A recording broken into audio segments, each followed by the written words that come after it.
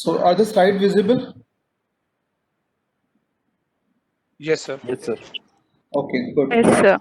So we keep on continuing with the structural testing, and we have discussed about the control flow testing, and we discussed about the data flow testing. We'll discuss today. Mutation testing we'll discuss today.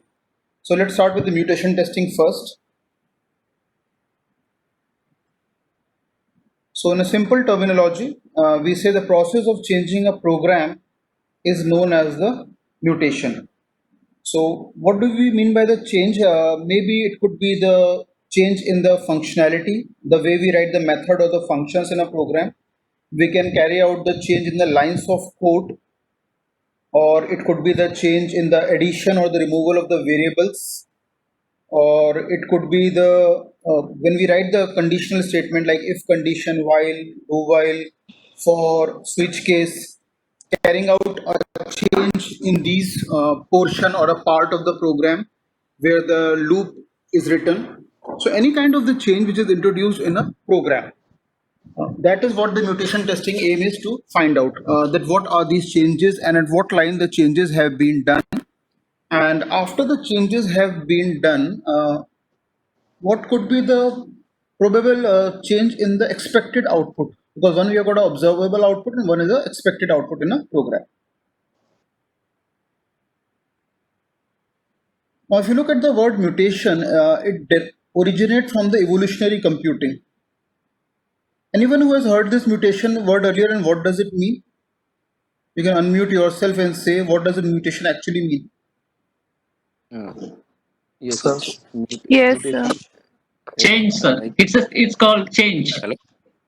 And what should be the benefit of such a change? of a new हम species. किसी original में कोई चीज So one state to another state, sir. One state to another state. एक ही करके बोलेंगे शायद ज्यादा सबको बेहतर सुनाई देगा. हाँ मुनिया स्वामी से. It's changing from one state to another state. Okay, and anyone else? So the mutation is related to big changes in the original information of the cells.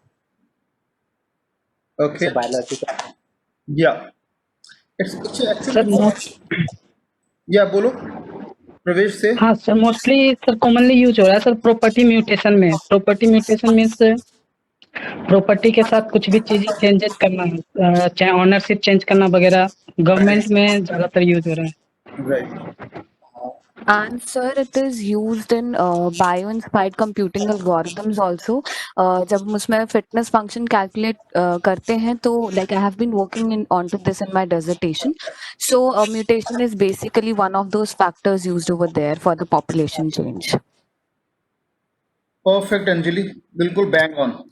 That's what mutation actually is. Yes. Those who have not heard about it or know about it, it's a very important part in the biological process. So what we do in computer science, what we have done, there's a branch of computer science called evolutionary computing. It's a very good area, provided you have studied biology till class 12th, and you have a good, you have an interest and passion towards the biological processes, because then only you can enjoy doing work in it. It comes under the broad category of meta heuristics. Now, what does this branch of computer science does? It tries to look at the nature, and the best properties of the nature are trapped, and they are used to solve the complex problem in computer science.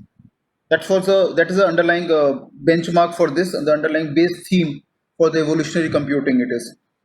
For example, if you take some concrete example to make it much more understandable, we have got ant colony optimization, ACO. It's a name of a technique. What does this technique says? How does this technique have actually evolved? They observe the nature of the ants. How does the ants move? So normally the ant remains in herd. They remain in group. But when they would like to search for a food, they start moving in a randomly different directions. So when the ant starts it's from colony, means the place of their residence. When they start moving towards, let us say the food source is a cube crystal, and it could be randomly anywhere in the house. So they start randomly in any direction, and they've got a very strong essence. They can smell at a very 10 times or rather 20 times higher than what the human beings do. Just like the dog are able to sense at least 10 times faster, their olfactory organs are very strong as compared to the human beings. So as the ants start moving from the colony towards a possible food source, they keep on dropping a chemical substance called pheromones. So they start moving in toward that direction. Now their search could be success or it could be failure. So let us say 10 ants starts moving in 10 possible directions, anywhere in the room or in the office or in the anywhere in the hall. Now one of the ant achieves success. Now what will that ant do? They are non-greedy. So they don't believe that, just like a human being, that I will consume everything. So they don't believe in that philosophy. They will try to carry that cube crystal onto their shoulders and come back to the colony. Even if in the worst case they are unable to do, so they will try to drag it.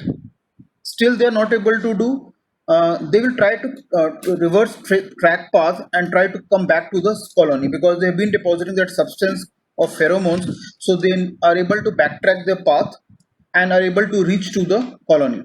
And then they share the information with all the ants that a successful food source is located at the coordinate x and y. Then all the ants start congregating at one direction and they start moving towards the one direction.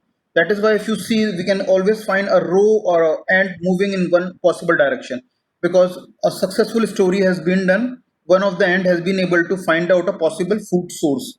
So they start moving in a and it's an inspiration for human being that we don't follow the queue manner. Look at our metro stations, the railway stations. They are horrible. Human beings in terms of discipline and management are bad. But no organism can take inspiration from human being. The kind of damage and destruction we do the nature, and we are not at all disciplined. We are very casual in everything. That's the way we are. It's all aberrations could be there. Some of them could be success story, but then majority of the people don't follow discipline. Our metro stations, our railway stations are the live example for it. Same anywhere where the queue is organized, we don't. But ants are good in that they start moving in that line, sequential line, where one ant is after another, and the king ant, the right at the beginning, will move toward that possible food source, and everyone will share it. Everyone will enjoy it. So this is something like a searching algorithm where the non-greedy approach is there, and ant colony optimization is a lot successful technique. A lot many people do a research solving their own complex computational computer science problem with the help of this ACO or the ant colony optimization technique. You can Google it more. You will learn more about it. The knapsack problem and many issues in the ACO are also there. But that's a good area. Another is what we call like a cuckoo search, a very good technique.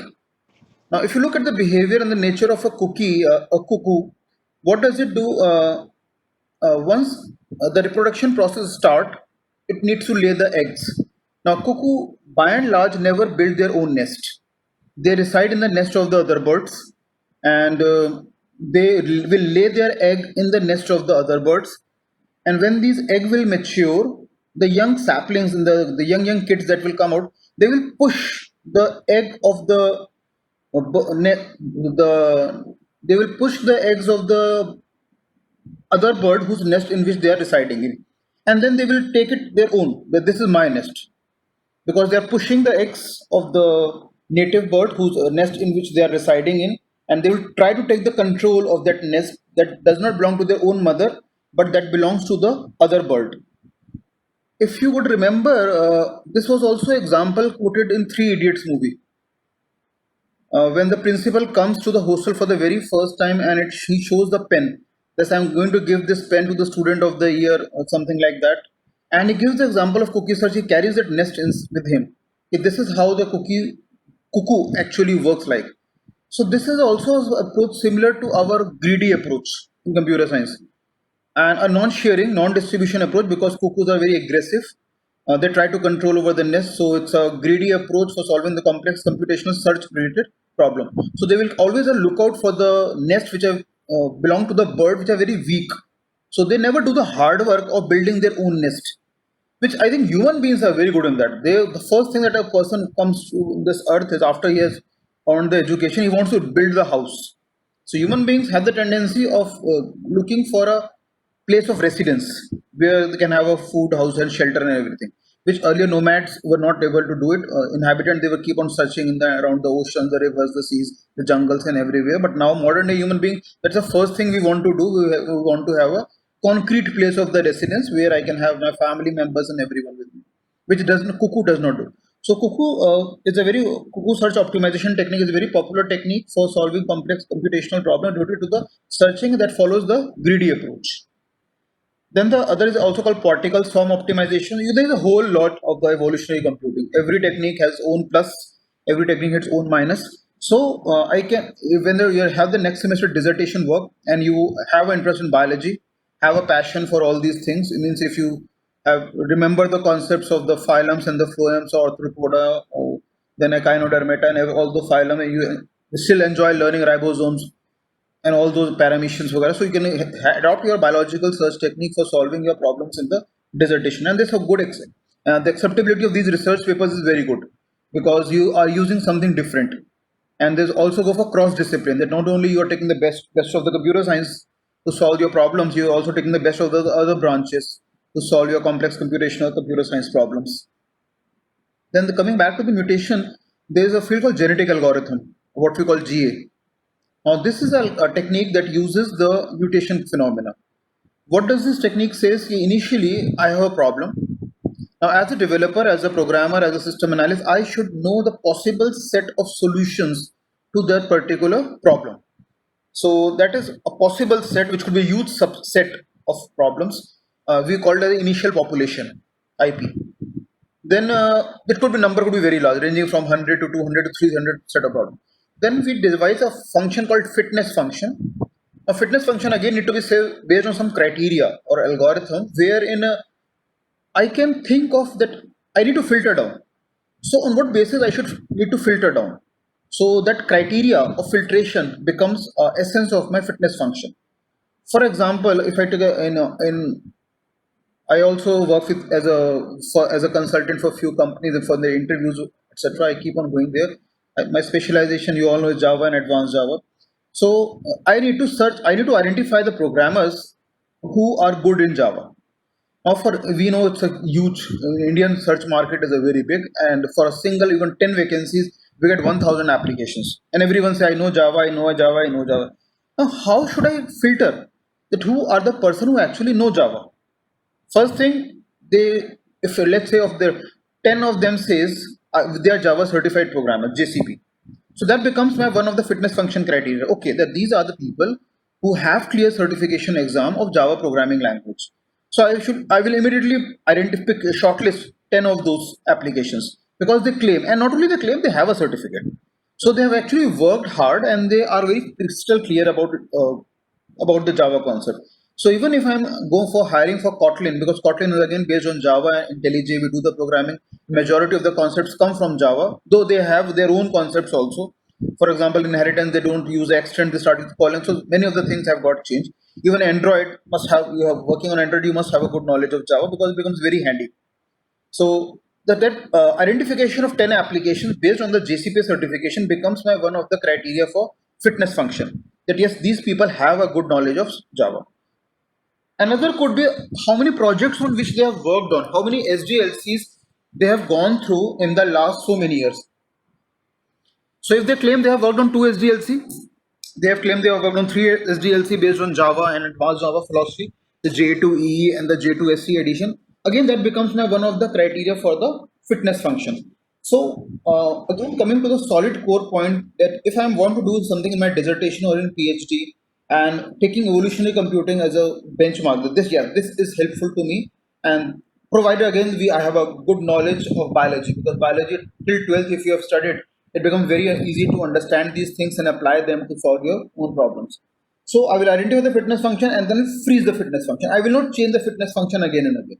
So once the fitness function has been identified, then it remains same for that particular problem statement. Then we come to the selection part of it, that we need to identify. Selection is same as a filtration, that you need to pick up the best possible solution from a given set of solutions. So if the solutions are, let's say, 250, after the application of fitness function, they will just become 100. So the way I identify and the way I write the fitness function is very important. My filtration criteria should be damn good. and it should actually serve some purpose. It should not be just like just doing a fitness function for the heck of doing it. I should not do it. Then after the selection, we go for the crossover. Then we come to the mutation. Now, mutation has a very important role to play in genetics. For example, what the scientists do, if they identify that certain set of the humans have a problem, for example, dwarfism, or I have a problem of hair fall, I have a problem of hard of hearing, or I have a problem of diabetes in my family running history. So I can approach some of the genetists. They will try to identify which are the genes responsible for it, and maybe they will try to dormant it or carry out a suitable mutation. They will introduce certain change, and then they will observe the behavior. So from that kind of concept, the mutation comes to the software testing. That what if I introduce a certain change in the code and the functionality of a program, because that becomes a very important in the output of the program. And the change should always be for the good. You should not do the change for the heck of doing it, and you may get a bad output of the program. So we do a change for getting a perfect solution to my given set of the problem statement. Now, this change can be limited to 1, 2, or very few changes in the lines of a code in a program. So we say a software tester here should be a good developer, because if a software tester is just a naive person, he is not fit for carrying out the mutation testing. He should have a thorough knowledge of the particular programming language in which the code has been written, because then only you can do the change, and then you can be able to understand that this is the output of carrying out the ABC change in my program. So we require a good software developer having a sound knowledge of that particular programming language in which the code has been written. And a copy of the program under test is prepared, and then changes are made in the lines of code of the program. So point conveyed here is that we will not introduce a change in the original source code of the program, but we'll create a duplicate copy of the same program, and then carry out a change in it, because that makes sense. Do not disturb the original copy of the program, because the repercussions could be very high. So create a copy, do the change, then observe the output as such. And then you can compare the output of the original source code program with a new output you have got after the change in your program. And this change version of the program is known as what we say the mutant of the original program. So the modified, the upgraded, the updated, and the revised version of the original program is what we say is a mutant for the original program I have got. So mutation testing, by and large, nothing have to do with computer science. It's as we discussed, it's something related to the evolutionary computer. It gets its concept from there only. But then that's how the computer science grew. Because if you look at the computer science, it's basically identify the best in all the fields, and we use that concepts to solve our own problems. And slowly the concept borrowed from the neighboring areas, neighboring branch of the engineering, like mechanical, civil, electrical. We borrow from them and we imbibe them in ours, and then they become the branch of the computer science. That's how we have all grown in the last 40 years. Otherwise, there was no basic or the essence for the computer science. The pure sciences still remains the physics, chemistry, and the biology, because they are the rock solid branch of the computer science. So behavior of the mutant may be different from the original program due to the introduction of the change. Now behavior here means the method, the functions that have been defined within a class of object-oriented programming language. That is what we say behavior, because we know every class is a collection of two things. First is the member variables, which we also call the field or the properties of the class, and the other is called the method or a function or a behavior, wherein the core functionality of that particular class is defined, it's exhibited, and it solves the problem. So all my if condition, while, do while, for, switch case, they all become the part of this. So the original program and the mutant are syntactically correct and should compile correctly. That's a very important point, that once the change has been introduced, it does not happen that my mutant program is not able to compile because of the changes which I have introduced as a programmer. So the original source code and my mutant program, both of them should be syntactically correct, corresponding to the syntax and the specification of that particular programming language, and it should also compile correctly. Now, some of the mutant operators which are widely popular, like if you take the example of object-oriented programming language like C++ and Java, they could be like changing the access modifiers like public to private, or if I'm carrying out the inheritance, we use the protected access specifier. Then you carrying out a change in the static modifier change, like with Java is a public static void main. Let us say I drop the static keyword and then I compile the program. Now we all know that it won't happen because the Java virtual machine available in the Java runtime environment will not be able to make a call to the main function, because till the very first line of code we have not instantiated a class, so the reference variable of the class is not available, and still JVM wants to make a call to the main function. So static keyword has to be used in the declaration of the main function. Otherwise, the main function will never get executed. So carrying out a change in the order of the arguments, the way we do function overloading, because function overloading says the number of argument, type of argument, and sequence of argument. One of them have to be different when a same function is defined twice within the same body of the class. So argument order change can be introduced. Super keyword, when I am extending my class from a base class, that's what we call the extending it from the, so super class becomes my base class here, and I'm trying to inherit the functionality of my super class within the base class. So whatever has been declared as a public and protected from my super class, I will be able to access within my derived class. Private members, we all know, they are not inheritable. Now, this is where C++ failed, because what C++ failed, they provided a concept of friend classes and friend function, which Java does not do. And by usage of these friend classes and friend functions, let's say class A and is there, class B is there. If class B is declared as a friend of the class A, and within the definition of the class A, in the very last line, I make the class B as a friend of the class A. Now I'm giving that permission to the class B that it can go and access the private member variable of the class A. So that was a big loophole or a flaw in the C++. And therefore the Java and C#.NET and further Kotlin, they have all stopped using the friend classes and friend functions because of violation of the concept wherein we were disallowing the inheritance or the accessibility of the private member variable of one class by another class. So if the base class or a super class is very keen to share its own member variables and member function to the derived class, will have to declare it under the public or the protected access specifier, else they are not inheritable. Then we can also come out the operator change, like C++ provided a concept of operator overloading, wherein what the definition says, you can change the definition of the operator. So just like a plus can be made to behave like a minus, or a minus can be behave to make like a plus, and we use the operator keyword along with it. And Java, again, Java, C# and Kotlin, again they have stopped using it completely because that was a baseless concept. Why will the plus be asked to behave like a minus? For the very simple reason, it does not make sense at all. Why does a minus will be asked to behave like a plus when they have got their own logical meaning? So operator overloading is a failed concept, though it's still very much used in C++. But Java, C# and Kotlin, again, we are talking of only programming languages, not the scripting languages.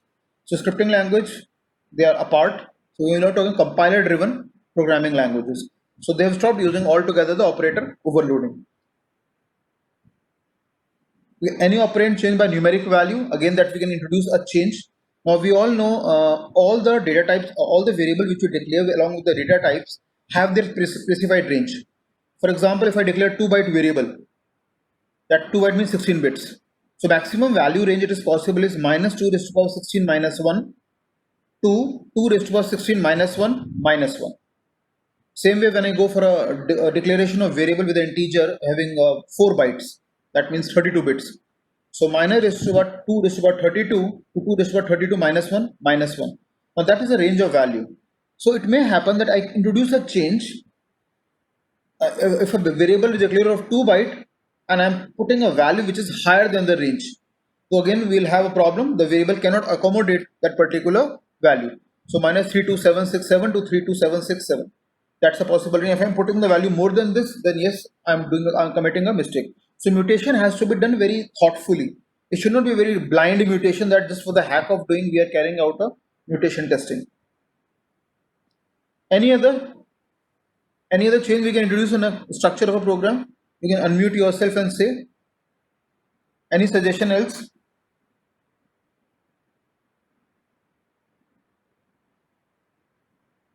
No other suggestion. I hope many of you are already working in industry and doing actual coding.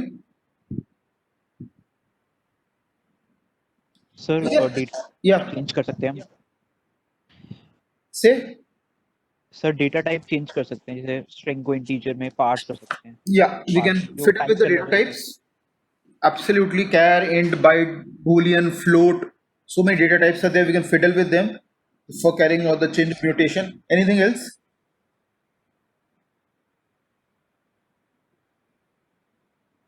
Maybe carrying out a change in the inheritance of the program. C++ support both single as well as multiple inheritance.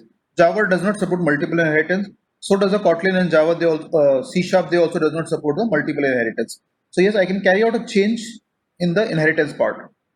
Then for inheritance, if you look again, there's a problem in inheritance. C++ says use the colon keyword. Java says use the extend keyword. Again, Kotlin and Android says use the colon keyword. So again, there's a change in the way the programs are written in the particular programming language for the same purpose of inheritance. Again, for inheritance, C++ supports both, so we don't have any issue. Java has stopped using multiple inheritance and they use of something called interfaces, which are the collection of abstract functions. So if I'm switching or I'm dealing with the program of C++ and Java, I have to be very careful. And why Java stopped using multiple inheritance? Because we have a problem of what we call what problem we have got? Anyone? Why Java stopped using multiple inheritance? Sir same multiple- function दोनों classes से आ सकते तो उसमें तो diamond problem बोलते हैं Yeah.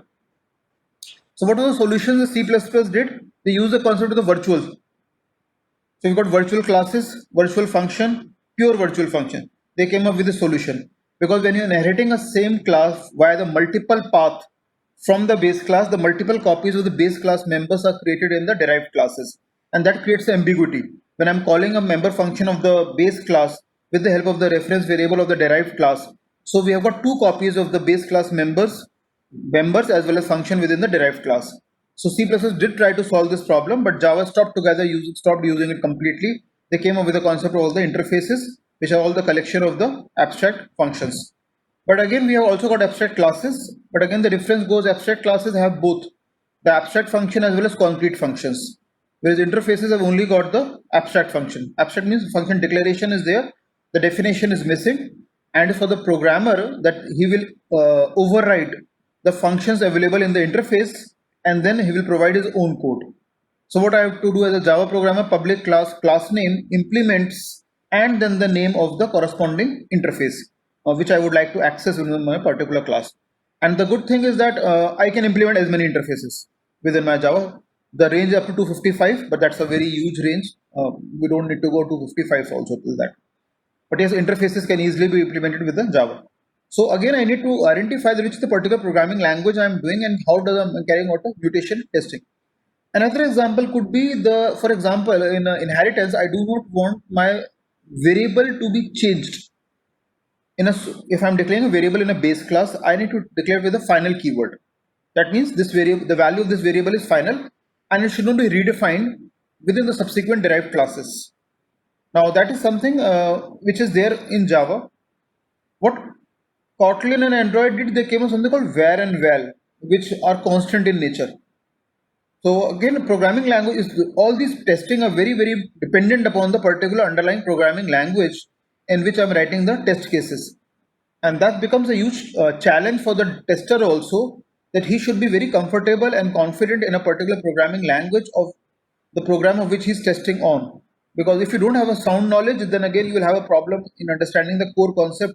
First of all, we need to be familiar with the programming language concept, then only we can think of designing a test cases for that particular programming language, for the software getting designed and developed in that particular programming language. So we've got two kind of the mutants. We call them as a killed mutant and live mutant. So when we execute a mutant using a test case, we may have one of the following two possible outcomes. And what are the two possible kind of the outcomes? The result of the program are affected by the change, and any test case of the test suite detects it. So your whatever change you are inducing is successful, it is able to detect the change. If this happens, then the mutant is called as a killed mutant. and if the results of the program are not affected by your change, so they're not affected by the change, and any test case of the test suite does not detect the mutation, they are called as a live mutant. So these are two broad categories depending on the change you have introduced, whether the output of the program is changing or not after the change you introduced into the program. So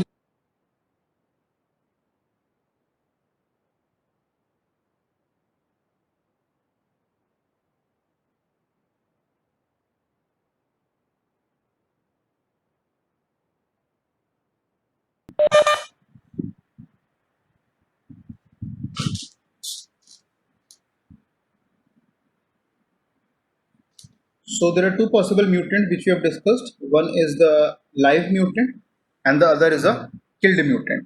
So two kind of the mutant depending on the changes which have been successful or failed.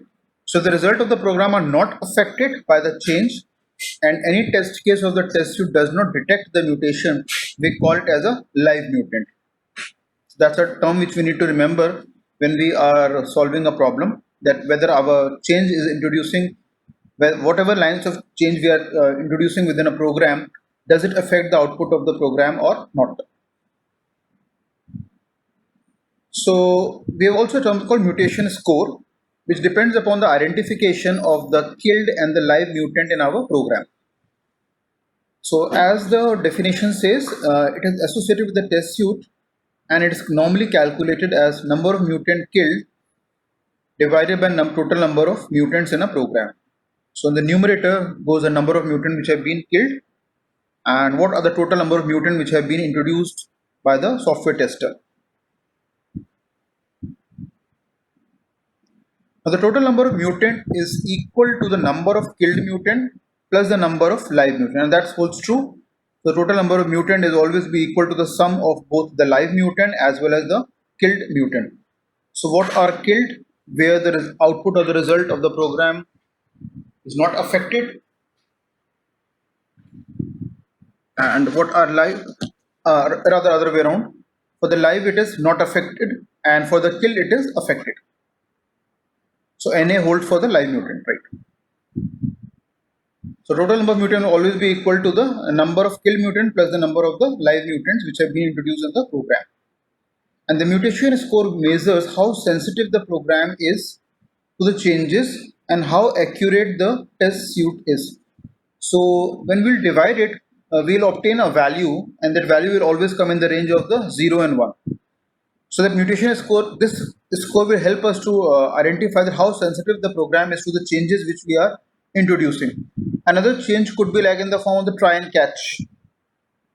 I'm carrying out database connectivity, or I'm doing a socket programming, and we are doing it without the usage of the try catch. Now this is not advisable. So let's say in the original program, this is what it was done, and the tester will now introduce it. That since you're doing a sensitive task, you must write with the code within the try catch part. Or I'm accessing a shared process, just like what you call inter-process communication and synchronization, a shared resource is being accessed. Such a kind of code should always be written within the try catch part. So as we discussed, a mutation score will typically range between the 0 and 1. Now let's do a small problem based on the mutation testing, how we can do it in the real-time scenario given a set of problem. We'll take a very simple problem, the same problem which have been taken by Professor Yogesh Singh sir in his book. So all the examples are from there. So even if after the class you want to refer, you want to redo the same problem, you can always refer to the sir's book. So consider a program to find the largest of the three numbers, a very small simple native program. So we have got a table here, and three numbers are A, B and C. So some of the set of values have been entered into it, because program is in the working state when the mutation testing is done. And this is expected output. So you have got number 6, 10 and 2. So we know expected output is 10. When the numbers are input is 10, 6 and 2, expected output should be 10 because 10 is the greatest of all the three numbers. So when the 6, 2 and 10 are entered, expected output is 10 because 10 is the greatest. And when 6, 10 and 20 are entered, again expected output is 20 because this is the greatest of all the three numbers. Now what task we need to do in mutation testing? We need to design a program graph first. So program graph helps us to identify the branches. within a program. It will help out to generate the 5 mutants. So we say M1 to M5. So when your problem is given to you, when you're actually doing it for some software or from the examination point of view also, you need to keep a track how many mutants we are introducing. So 2, 4, 6, 8, we need to keep a track of it because we need to calculate the mutation score at the end. So in the denominator, we always have a total number of mutants. So we must always keep a track of what are the total number of mutants we are introducing in a program. And we calculate the mutation score for this particular test suite. That is how it is done. Now if you look, these are the 5 possible mutant. Or let us see the program first and then we come, because that becomes easy to understand this mutation. Are we able to see this doc file? Is it visible? No, sir. Okay. No, sir. Okay. Good.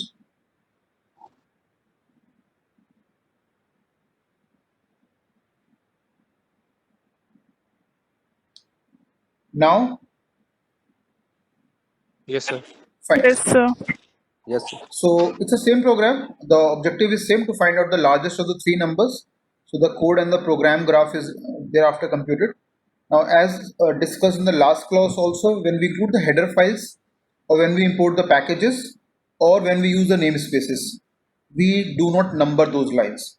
So let's say if I'm in Java, if I'm importing 10 packages, so I should not number those particular lines, because there the user does not have a role, he just have to import. And those of you who are working in Android studios, the latest versions of it, they have got equally good capability that moment they find an error, you right click over there, context comes, and then you can directly import it. Something what Java did not do. Java should have, maybe just because the different era in which they evolved. Java came in duration of 92 to 94. But even that point of time, the James Gosling and company did a tremendous job developing a Java as a programming language, because they were really ahead of their times in thinking of many things which we do in 2020s and beyond. But the Kotlin is comparatively closer to the recent time, and Android keep on upgrading them. Version 9, 10, 11, they keep on introducing the changes. But there they have done good, that in the sense that as a programmer, now I don't need to remember to import the packages. I just write the line of code, I compile, it gives me the bug, I just double click on it and right click context, I say import, and then immediately at the top the packages get imported. So very good, easy for the life of the programmer as such. So in testing, first of all, we do not include the lines of numbering. Line numbering is never introduced with the, because if you do that, the entire problem will come in the mutation testing, or rather in every kind of testing. So better not to, or rather not only better, not to use the line numbers for the header files at all. Then we come to the main function. We declare 3 variable float ABC, clear screen, printf, enter the number, receive the number as input from the user and store the value into a variable A. Then prompt the user to enter second number, receive the number and store into a value into the variable B. Prompt the user to enter the third number and then receive the number and store into a variable by the name C. So if you look at the first 10 lines, when I'm drawing a program graph, they will all be sequentially connected because no branching is taking place. So when we are observing a program from the software testing point of view, it should be program graph should run parallel in my mind. It is as simple as that. The moment I see a line of code, I should immediately strike, okay, how will the program graph look like? Because almost in every testing talk of the program graph, mutation testing talk of it, data flow testing talk of it, control flow testing talks of it. So almost every testing technique talks of the program graph. So line number 10, it's all sequential, no issues anywhere, and we can directly link all of the nodes connected to each other. And every line of code represents a node in a program graph. Then we come to the line number 11, which is the aim is to check the greatest of the 3 number. So if A is greater than B, we come to the nesting part. If A is greater than C also, so we say the largest number is A. So in line number 13, we are able to get the first output of a program. Line number 14, we close down the if condition, if is greater than C. However, the else part of the line number 11 is still going on. So we come to the else. The largest of 3 number is C, and we close down the else. Then we close down the outer if, Then else, if C is greater than B, then the largest of three number is C, else the largest of the three number is B. And then we close down the program after writing the get ch, get the character from the user. So already the header files are there. So this is a sample program. It is there in the book also. You can refer to that also after the class if you would like to read more about it. So program has been given to us. We have numbered the lines of code in a program. Now, when a problem will be given to you in exam, they will just give you the problem. For example, a palindrome, or reversing a string, or finding a factorial of a number, or to generate a Fibonacci series. Could be any problem statement. So we need to write the lines of code and then number all those lines of code within our program. Having done that, we identify the program graph, that is for the largest of three number. Now here, if you see, the first 10 lines is all flat, so no issues anywhere. 1, 2, 3, 4, 5, 6, 7, 8, 9, 10, all of them linearly connected to one another. Then actual branching comes at the line number 11, if or the else part. So if you refer to the code again, the first branching comes, first if condition comes at line number 11. So either this or that.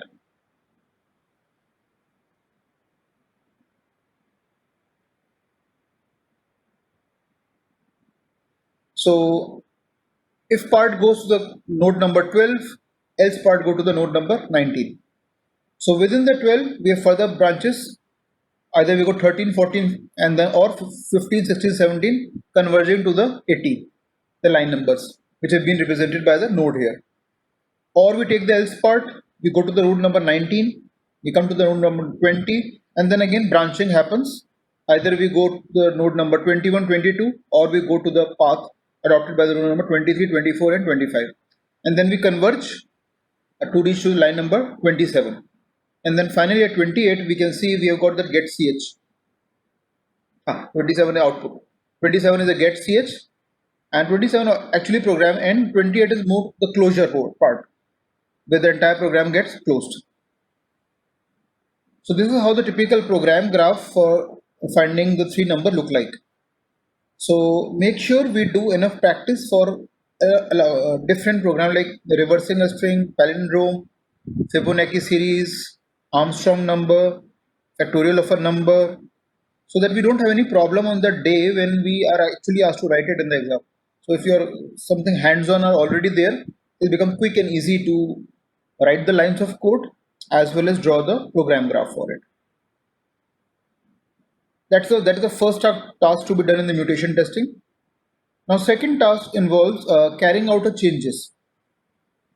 Now here we'll see two changes. Similarly, the more changes can be done. We'll make a change in the program, but make sure it is syntactically correct. We don't carry out the changing just like that. So we should be very critical and cautious of the changing we do. So we have two mutant here, mutant 1 and 2. Mutant 1 is obtained by replacing the operator greater than of the line number 11 by the operator called the equal to. That's the first change we introduced. And the mutant 2 is obtained by changing the operator greater than of the line number 20 to the operator less than. So two changes have been introduced. One is the M1 and the other is M2. Now these changes are both simple changes, and only one change has been made in the original program to obtain mutant 1 and mutant 2. One change in both the lines of code. So two lines of code have been changed, line number 11 and the line number 20, for introducing the mutants within our program. So let's again visit the same program. So again header files, and we have not numbered. Then the line number 1 to 10 is all flat, so nothing more to be seen and understood here. We come to the line number 11. Now in the line number 11 we introduce a change. Original code has been shown in the blue colored rectangle if A is greater than B, right? Now as a software tester who has been given a task of carrying out mutation testing of a program, I induce a change, I make it if A equal to B. So in the mutated statement, greater than symbol is replaced by equal to symbol. And 12 to 19, no changes there, they are same as it is. another change has been induced in the line number 20. So I say second mutant, M2. Now what it says, if C greater than B. That was the original code. Now if C is less than B, muted statement where greater than symbol is replaced by the less than symbol. Now the changes we are inducing, will it affect the output of the program or not? That is what is the objective of carrying out the mutation testing. So mutated program finds the largest number among the three numbers. So we have got two, M1 is a first order mutant, M2 is also first order mutant because they have been done in their original lines. If you do it further nesting, so just like we have we have section number 1, then 1.1, then 1.1.1, same way we can have the first order, second order and third order mutant depending on that particular mutant. So here M1 and M2 are the two mutants which have been induced in the program. So given a problem statement, first of all we need to write a lines of code, then we need to write the line numbers, then we need to design a program graph, and a program graph is good if they are branching. And if you remember the control flow testing what we did in our last lecture, we need to identify the path as well as independent paths also. That what are the total number of paths in a program, and then what are the total number of independent paths in a program. Control even if I can go further and adopt software engineering concept of the cyclomatic complexity, what we say E minus n plus 2, I can even compute the cyclomatic complexity for a given program graph.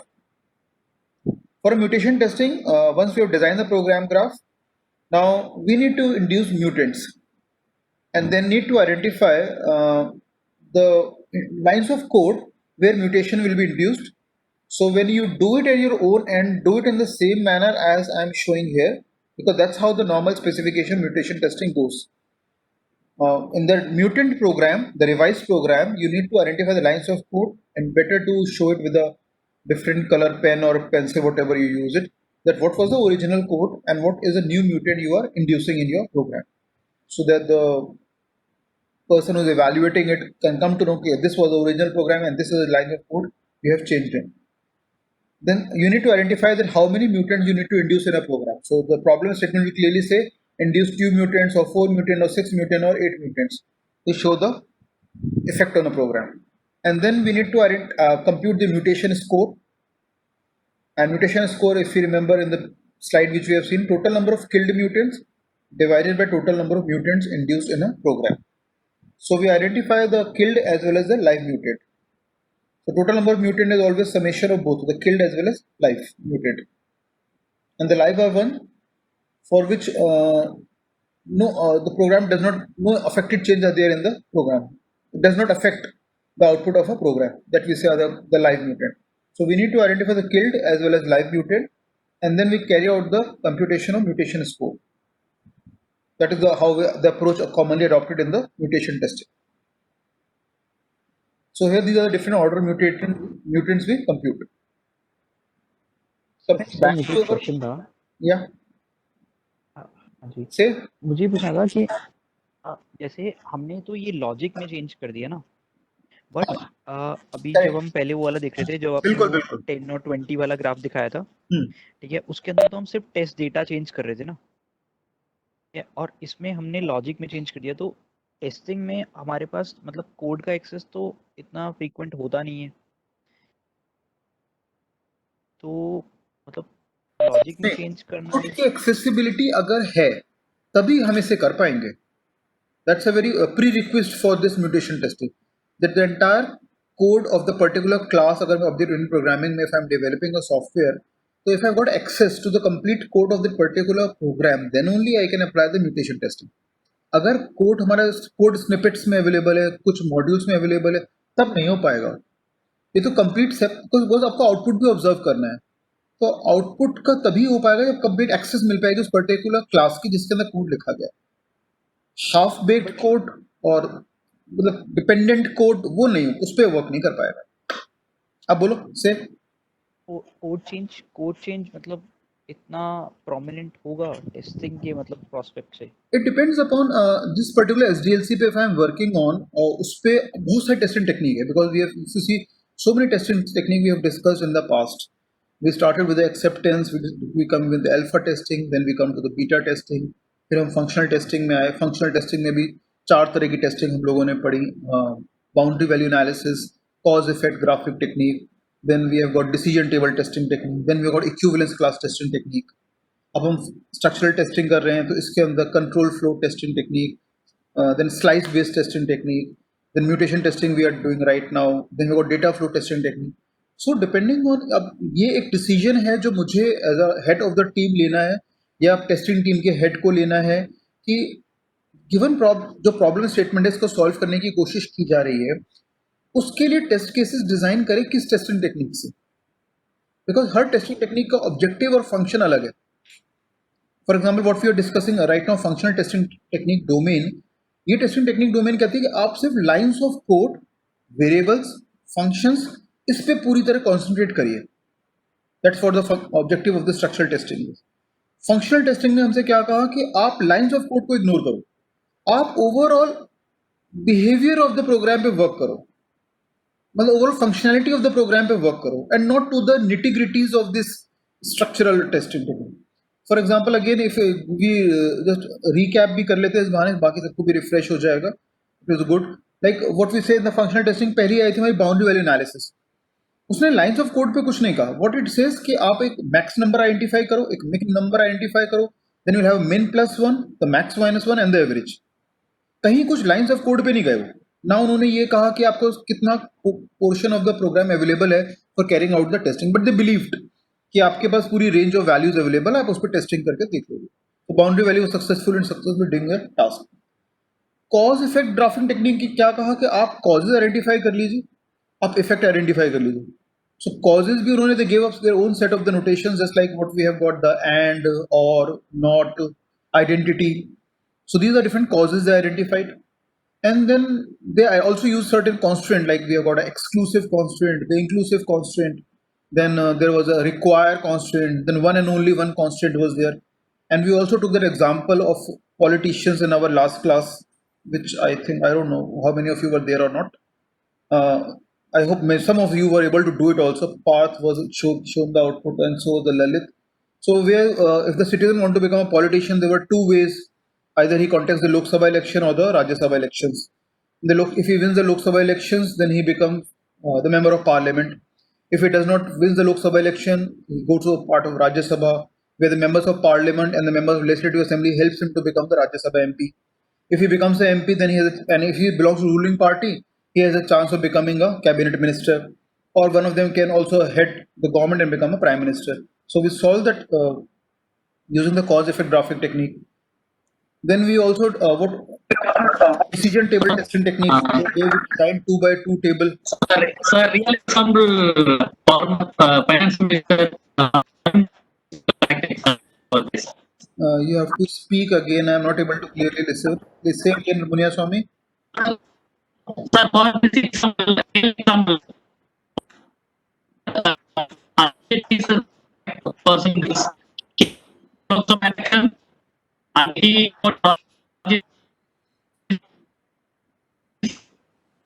Your voice is breaking. I cannot do a task of reassembling at my net. Fragmentation is there of data packet somewhere. Anyway, I hope what I am saying you are able to listen. Then decision table testing was done for having 2 rows and 2 columns, where we'll have the condition stub, the condition entry, action stub, and the action entry. That was what all of the decision table testing technique. Then we also discovered the equivalence class testing technique, where we identified the partitions. And if you remember a problem statement we took for finding out the numbers within the range of 1 to 100. So we designed the valid equivalence class, wherein we'll have the valid numbers in the range of 1 to 100, and the non-valid class where we'll have a number less than 1, more than outer bound. For example, if 1 to 100 is a range, so less than 1, more than 100, and all the characters A to Z, uppercase A to Z, lowercase A to Z, special keys, function keys, they all becomes a part of the invalid class. So that's how the equivalence class testing works. Now, in structural testing, what we have discussed till now, first of all, the control flow, where we identify the path, the coverage, the total number of paths which are there in the graph, total number of independent paths which were there in the graph. Then we also discussed slice-based testing technique, which was based on the variables. And we also discussed this problem that programming languages, you need to declare the variable first, give them a data type, initialize them, and then start using them. But this is not the case of the scripting based languages. We can declare the variables on fly basis, as and when you want to use it, you can directly use them. Even you don't need to declare a variable, you can directly start using the variable. So interpreter based languages are much more flexible in their approach as compared to the compiler driven programming languages. So given a problem statement and you write the lines of code, it may be happen that full code is given access. It may happen full code is not given access. So which is the best suitable testing technique that has to be decision has to be taken by the testing team head in collaboration definitely with the software team head, so that the output of the program can be, it should the quality of the software doesn't get compromised and the overall functionality of the program still remains intact, because that is what the customer expects from a software. Okay, sir. Okay. Thanks.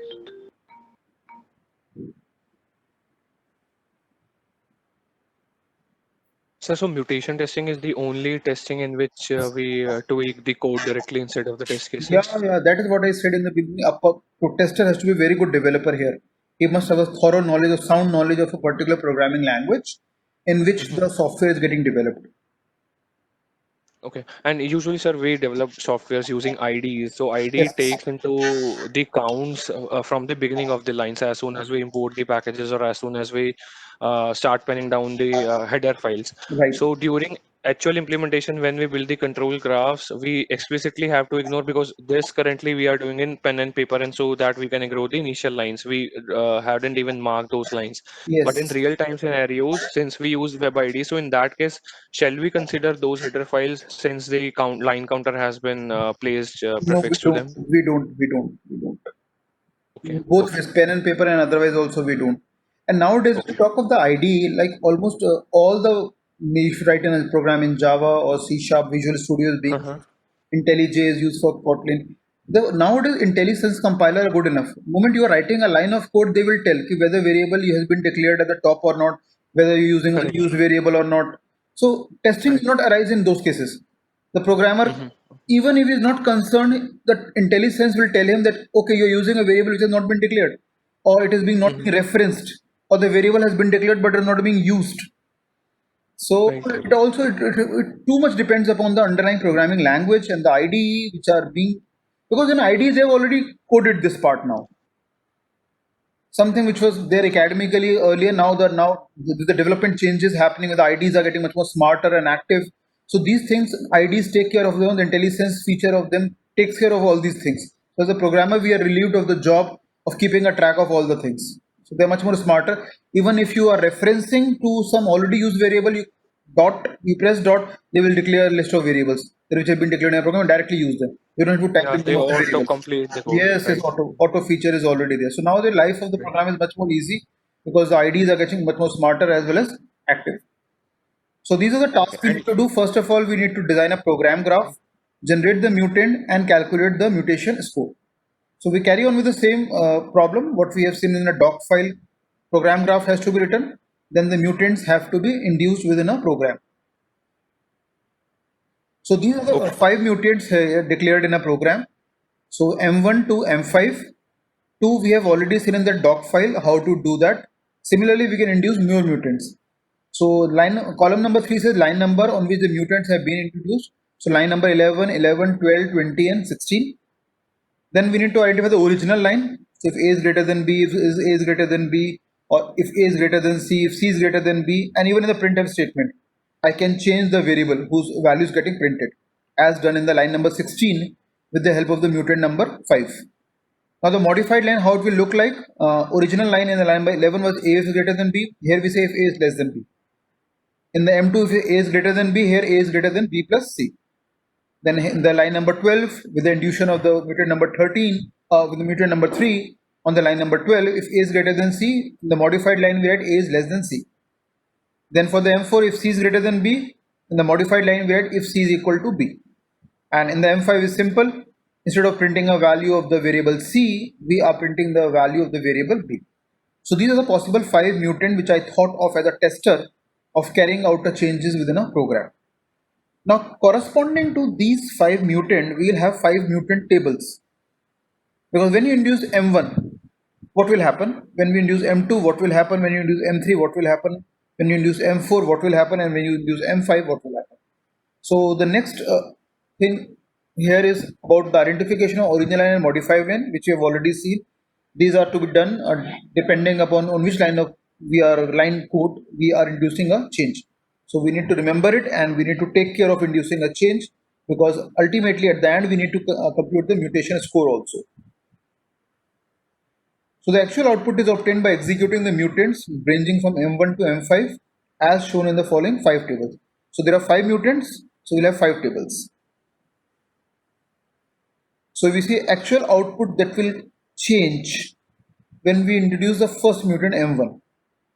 Now 6, 10 and 2, expected output is 10 and we get the actual output as 6 after the only M1 has been changed, the mutation M1. Then again 10, 6 and 2, expected output is again 10, the biggest of the 3 number, the greatest of 3 number, and we get the actual output as 6. Then if the number as input is 6, 2 and 10, expected output is 10, the greatest of the 3 number, but we get the actual output is 10, which is same, good. Then 6, 10 and 20, again the 20 because the variable C, and then we get the actual output as 6.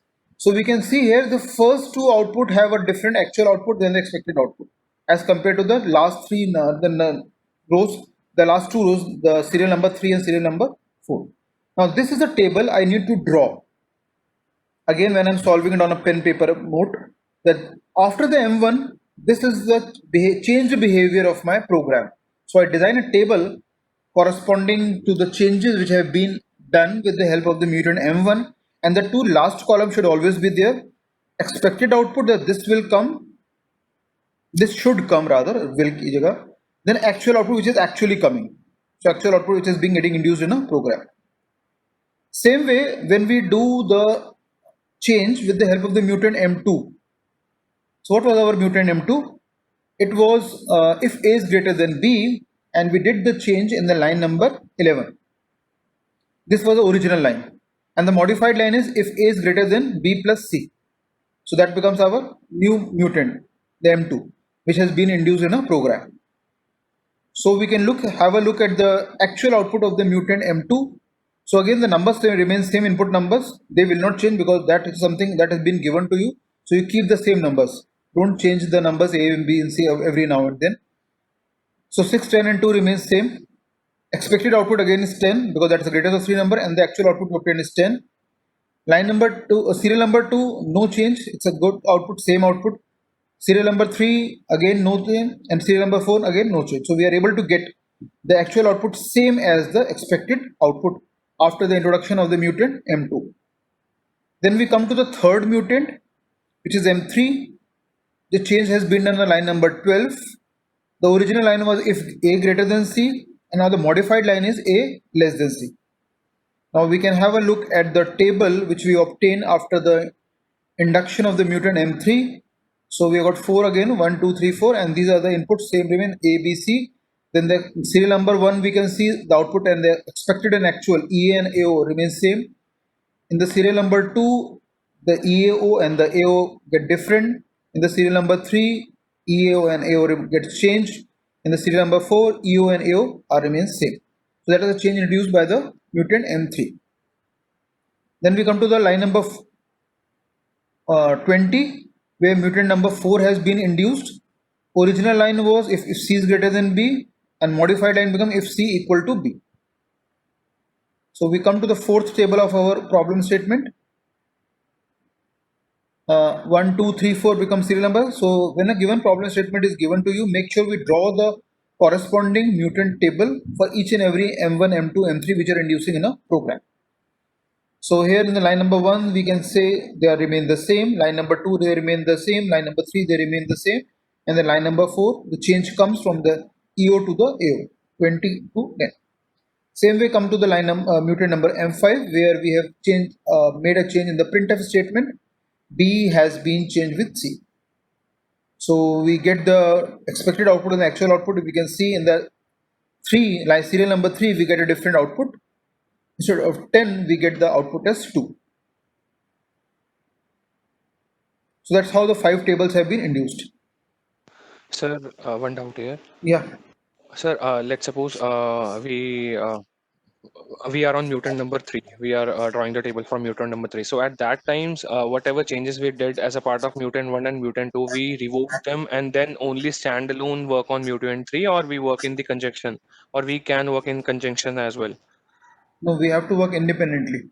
independently only. So we have to revoke the earlier code and then we have to work on a fresh mutant to prepare its table. Okay. There's also further go to first order, second degree, third order, third degree, because then if you are more like an iteration, that first remains there and then you induce the second one. Then second remains, the first and second remains, and then you come with the third one. Then you will keep on observing different output. Here the name one mutant is dependent on the other mutant also. So if I have reached the M4, then that means I have taken into account the changes induced by M1 also, M2 also, and M3 also. That can be done, but then it will not serve much of the purpose. We are only worried more about the original source code. That is what our functionality is. But yes, mutation testing I have seen in the literature, even the researcher and the authors have done to that level also, where they take into account the change induced by the previous mutants. Previous mutations. Okay. And then they induce the new mutant also. So that is also one branch is there. But here, just for the beginners and for everyone in the class, I will just say, make every mutant as independent. As simple as that. Because that in that way clarity comes. Because we have got an original source code and we are doing a change at its respective lines of code. Only when you become a professional, then only reach up to that level where your output of one mutant is influencing the output of the other mutant also. Okay, sir. Thank you. So this is the mutant number 4. Mutant number 5 we have also seen. Then we carry out the mutation score associated with the test suite and the mutant, how we need to calculate total number of mutant killed and the total number of mutants identified. So total number of mutants identified were 5, M1, M2, M3, and M4 and M5. So 5 mutant. And in the numerator we write 4. That was the total number of mutants which have been killed. Because in 4 we were able to induce the changes. Not affected is same as live mutant. Affected is same as a killed mutant. So if you look at these 5 tables, M1, M2, M3, M4, and M5. If you look at the M1, EO and AO are same, all 4 serial numbers or 4 rows. In M2, it is not same. It is all same again. In M3, it is different. In M4, it is different. And M5, it is different. So in not affected, even look for the M1, it is same. In M1 it's different, yes. Sir, only M2 Sir, M1 is is different. same, rest all different. Yeah. M1 is different. M1 is same. 10, 6, 10, 6, 10, 10, and 20, 20. 6, 6, 10. No, 6, 6, 10, 20. So ideally, expected output was 10, 10, 10, 20. Right, And we are right. getting 6, 6. Thank you. We have got a M1 is different. So we got 10, 6, 10, EO and AO are different. The last two serial number 3 and 4 are same. The first two are different, right? M2 it is all same. So serial number 1, 2, 3, 4, 10, 10, 10, 10, 10, 10, 20, 20. Let's look at the M3, M4, M5 also once again. 10, 10, 10, 2, 10, 6 and 20, 20. So they are different.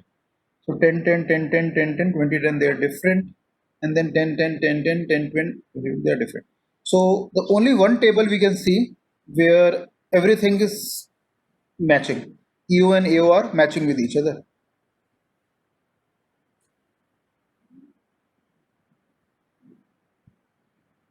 So we can come here and we can see here the total number of mutants which has been killed are 4. Now the total number of mutants killed means refer to those mutants in which the table has been drawn and the EO and AO are different from each other. And only one table is there, M2, in which the EO and AO are same. That has been excluded, and the remaining 4 becomes the total number of mutants which has been killed divided by total number of mutants, that is 5, M5. So we get the value of 0.8, and that is also true because the mutant score normally ranges between 0 and 1. So any doubt in it? You can unmute yourself and ask. So, if any program is, yeah, say Aditya. Number of mutants killed है वो वही लेंगे हम जिससे हमारा programme जो output है affected हो रहा है, मतलब सेम नहीं आ रहा है, affected हो रहा है, यस यस यस, जो ऑब्जर्व है। बिल्कुल। जिसके अंदर चेंज आ गया वो किल्ड में आ गए, और जिसके अंदर चेंज नहीं आया, एनए रहा नॉट अफेक्टेड, वो लाइव में रहे। So in numerator we are identifying for killed. So एक प्रॉब्लम दी जाएगी हमें, उस प्रॉब्लम को हमें कोड करना है। फर्स्ट थिंग, कोडिंग के टाइम पे हेडर फाइल्स को इंक्लूड नहीं करना है, रिमेनिंग लाइंस ऑफ कोड को कोड करना है। That's the first thing to be drawn done. Second is program graph बनाना है, तो उसमें जो ब्रांचेज आएंगी उसको हमें ध्यान रखना है ब्रांचेस को ड्रॉ करते हुए, because that is something where अगर थोड़ी केयरलेसनेस रही है, कैजुअलनेस रही, तो प्रोग्राम ग्राफ में गलती होने की पूरी प्रोबेबिलिटी रहेगी। एक बार हमारा प्रोग्राम ग्राफ बन गया, then we revisit the original source code which we have written and we induce mutants. So in the lines of code, now it depends upon you the way you are solving writing a code for a given problem, किन lines of code में change induce करना है। Suggestive यही है कि जो sequential lines of code है, हमारा 1 to 10 नंबर नोट, तो उसमें चेंज इंड्यूस करने का लॉजिक नहीं है। जहाँ ब्रांचिंग आ रही है, जहाँ if condition, while, do while, for, switch case statements हैं, वहाँ पे हम चेंजेस को इंड्यूस करें, बिकॉज उससे प्रोग्राम का आउटपुट चेंज होने की पूरी प्रोबेबिलिटी है। सो इट्स मोर लाइकली कि दैट हमारा टेस्ट केस सक्सेसफुल हो जाए। तो हम M1, M2, M3 को इंड्यूस करेंगे चेंजेस को। जब जब इंड्यूस करेंगे, कॉरस्पॉन्डिंग टेबल ड्रॉ करेंगे, जहाँ पे नंबर्स को इनपुट करेंगे और उसका EO और AO बनाएंगे, expected output and the actual output. Tables बनके तैयार हो जाएंगे हमारे। सपोज मैंने 3 म्यूटेंट इंड्यूस करे, 3 टेबल्स बनके तैयार हो जाएंगे। Then we compute the mutation score, कि कितने टेबल्स के अंदर चेंजेस रिफ्लेक्ट होके आ रहा है और कितनों में नहीं आ रहा है। So not affected are our live mutants, and जहाँ चेंजेस अफेक्ट हो रहे हैं वो हमारे किल्ड म्यूटेंट्स हो जाएंगे। And then we compute the mutation score by number of mutant killed divided by total number of mutants, and that gives us the mutation score. And we say कि हमारे test के successful रहे अगर mutation score की value 0 to 1 के बीच में ही आई, not less than 0.1 and not greater than 1.0.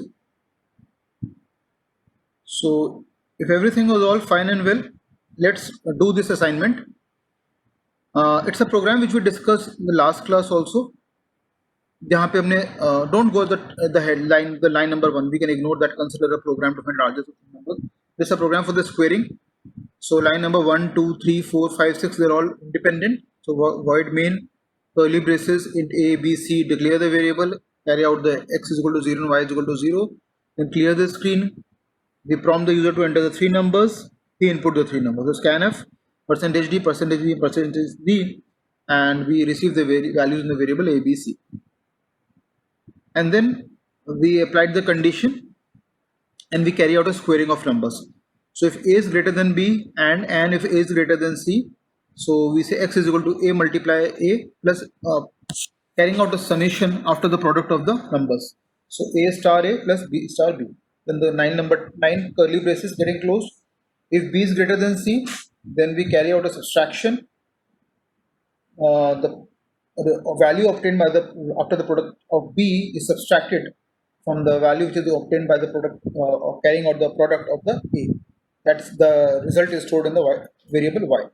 And then we close down the curly brace to line number 12. Then we carry out the printing of x and y. Then you revised values of the x and y, and then get ch, and the line number 15 we close down the program. So it's a program we discussed in the last lecture also. So it's the same program being carried forward in the assignment. Now what do we need to do here? Task ahead. We need to design a program graph to generate 3 mutants. M1 to M3. You can induce more, but then for a given task 3 are good enough.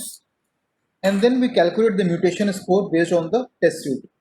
So we draw 3 tables, M1 based on M1, M2 and M3 respectively, and then we carry out a calculation of the mutation score, and the value should advisable become in the 0 to 1.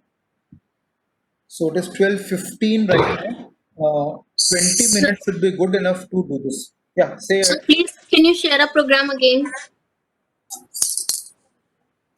Let me copy it and share it in the chat box. That becomes easy for everyone. Excuse me, sir. So I have two doubts. May I ask? Sir, firstly, can we club the initial sequential statements as a single numbered LOC in the program graph for the program graph? Repeat again. Some of the words were lost in the data transmission. Say again. Okay. Sir, can we club the initial sequential statements into one and then include them as a single LOC in the program graph? No. We don't Okay, do sir. that. Okay, sir. And then, sir, how many mutants can we have? Like, is there a limit or just like testing? we can In the have many? literature, I did not find any limit on the number of mutants. Okay, sir. Nowhere I came across any of it. Is there any limit on the number of mutant to be induced in a program? So, sir, the mutant score will be related to how many mutants we are inducing in the program. Irrespective of the number of mutants you induce in a program, once you calculate the live mutant and the kill mutant and you compute the mutation score, the values always come in the range of 0 to 1. I tried it with many programs, it came that way. And I referred to literature also, the same thing comes there also. So you do it.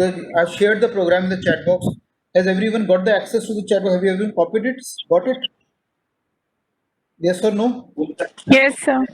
So you can take the same program, draw the program graph, induce any three mutants, what you deem fit, what you think is right. And then based on the three induced mutant, draw the three tables and then calculate the mutation score. So it is 12:15 right now.